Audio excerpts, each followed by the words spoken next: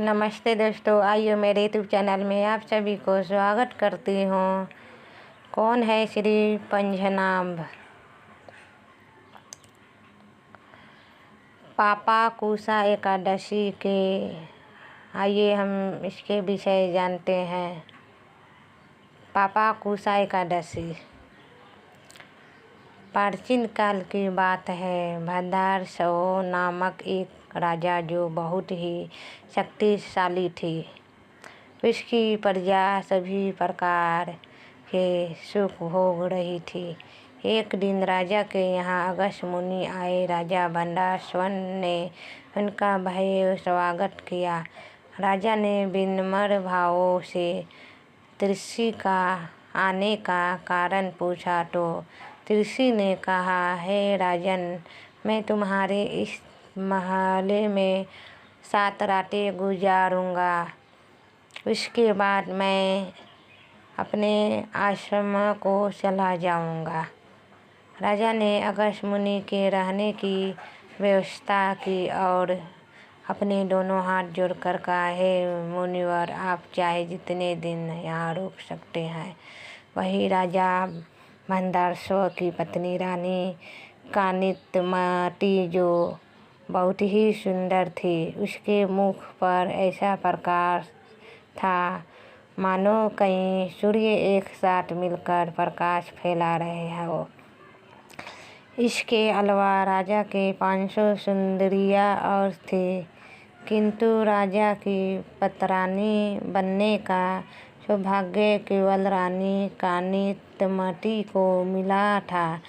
जब प्राप्त हुई तो रानी अपनी दासी के साथ अगस्त्य मुनि को प्रणाम करने आई। जब ऋषि की हंसी कांतिमती और दासी पर पड़ी तो वह देखता ही रह गया। ऐसे परम सुंदरी रानी और दासी को देखकर अगस्त्य मुनि आनंद में विभोर होकर बोले, हे राजन, आप धन्य हैं। इसी तरह दूसरे दिन भी रानी को देखकर अगस्त्य मुनि बोले, अरे यहाँ तो सारा विषय विजेत रह गया था। तीसरे दिन रानी को देखकर पुनः ऋषि ने कहा, अहो ये मूर्ख गोविंद भगवान को भी नहीं जानते, जिन्होंने केवल एक दिन के प्रसन्नता से इसे राजा को सब कुछ प्रदान किया था। फिर चौथे दिन रानी को देखकर ऋषि ने अपने दोनों हाथों को ऊपर उठाते हुए कहा, जगत प्रभु, आपको साधुवाद है। क्षत्रिय धन्य है। ब्राह्मण, क्षत्रिय और वैश्य, तुम्हें पुनः धन्यवाद है। भद्रासव, तुम्हें धन्यवाद है। और तो कहा, हे अगस्त्य, तुम भी धन्य हो। प्रहलाद एवं महावर्ती धरऊ, तुम सभी धन्य हो। इस प्रकार उस स्वर में कहकर अगस्त्य मुनि राजा भद्रासव के सामने नाचने लगा। राजा यह देखकर ऋषि से पूछा, हे भगवान, आप इस तरह क्यों नाट्य कर रहे हो? राजा की बात सुनकर मुनि बोला, राजन, बड़े आश्चर्य की बात है कि तुम कितने अज्ञानी हो और साथ ही तुम्हारे अनुगमन करने वाले हो।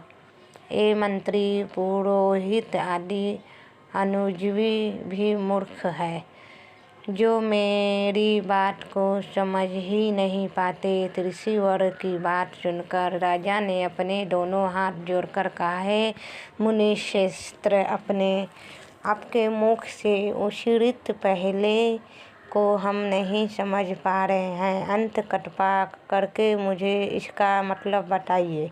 राजा की बात सुनकर अगस्त्य मुनि बोले, हे राजन, मेरी पहती तुम्हारी इस सुंदर रानी के ऊपर है। जो यह है, राजन, पूर्व जन्म में यह रानी किसी नगर में हरिंदर नामक एक वेश्या के घर में दासी का काम करती थी।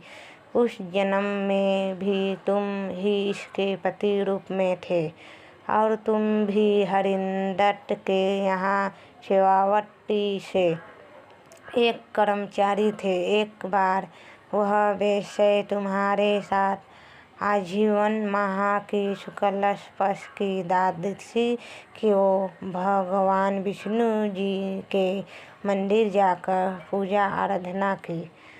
उस समय तुम दोनों वेश्या की सुरक्षा के लिए साथ थे। पूजा करने के बाद वह वेश्या तो अपने घर लौट गया, किंतु तुम दोनों मंदिर में ही रुक गए, क्योंकि वेश्या ने तुम्हें आज्ञा दी थी कि कहीं मंदिर का दीपक बुझ नहीं जाए। वेश्या के जाने के बाद तुम दोनों दीपक को जलाकर उसकी रक्षा के लिए वहीं बैठे रहे, और ऐसे में पूरी एक रात तक तुम उस दीपक की रखवाली के लिए बैठे रहे। कुछ दिनों के बाद दोनों की आयु समाप्त होने पर तुम दोनों की मृत्यु हो गई।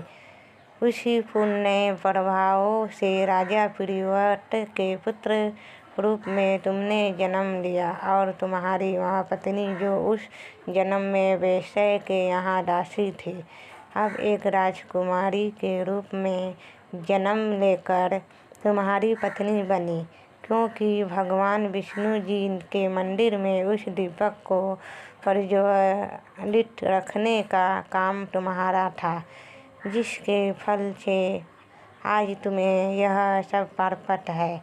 फिर मुनि ने कहा, हाँ राजा, अब कार्तिक की पूर्णिमा का पर्व आ गया है। मैं उसी पर्व के लिए पुष्कर राजस्थान के अजमेर जिले जा रहा था, और रास्ते में मैं यहाँ रुक गया। राजा और रानी ने अगस्त्य मुनि के पैर छूकर आशीर्वाद स्वरूप पुत्र पर्यटन पर पार्पित का वर लिया, और आशीर्वाद लेते हुए त्रिशूवर वहाँ से पुष्कर के लिए चल दिए। तो यह भी पंझा नाम द्वादशी व्रत की कथा, जिसके सुनने मंत्र से ही आपकी फल प्राप्ति का वर मिलता है। ऐसे ही व्रत त्योहारों व अन्य धार्मिक जानकारियों के लिए जुड़े रहिए। दोस्तों, मेरे वीडियो कैसे लगी तो कमेंट करके बताइएगा। लाइक सब्सक्राइब कीजिए। मेरे वीडियो में पहली बार आए दोस्तों तो सब्सक्राइब कर लीजिए। नई वीडियो आने के लिए सबसे पहले आपके पास पहुँचे। नमस्कार दोस्तों।